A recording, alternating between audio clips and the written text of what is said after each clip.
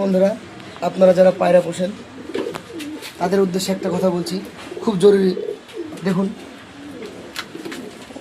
দেখুন এখানে আমার দুটো পায়রা ডিম পেড়েছে একই দিনে, কিন্তু দেখুন একটা বাচ্চা কত বড়, একটা বাচ্চা কত বড়, একটা ছোট।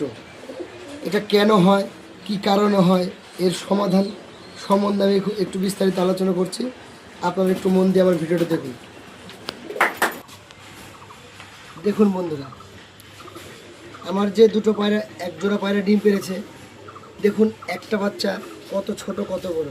এর কারণটা আমি বলছি, আপনারা যারা পায়রা পোষেন তারা সকলেই জানেন, ব্রিডিং পেয়ার যখনই ডিম পারে একটা ডিম দেয়, দেওয়ার একদিন বাদে গ্যাপ দিয়ে আরেকটা ডিম দেয়। তা আমরা অনেকেই জানি না বাচ্চাটা কেন ছোট বড় হয়।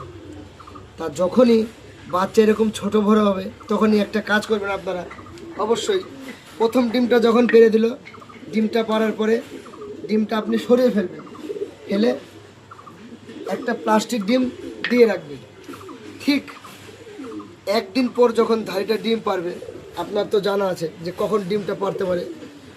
মোটামুটি আপনারা সবাই জানেন ডিমটা দুপুর পর, বিকেল, কারো কারো পায়রা 4টে 3টে 5টা এরকম দেয় দুপুর পর আর কি।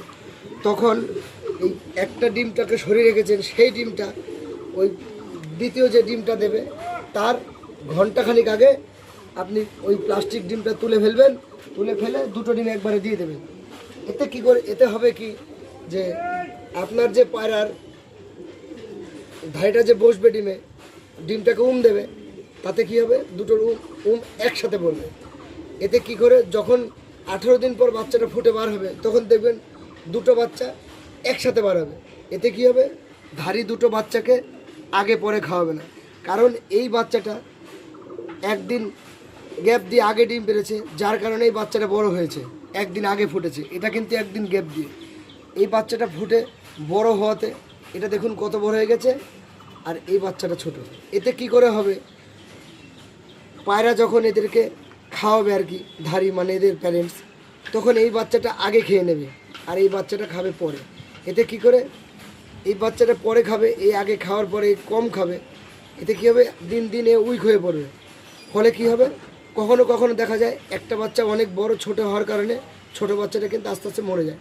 তা আপনারা যদি আমার এই জিনিসটা বোঝেন, বা আমি যে কথাটা বললাম, এই টিপসটা যদি অবলম্বন করে বা মেনে চলেন, তাহলে দেখবেন বাচ্চা হবে দুটো সমান সুস্থ।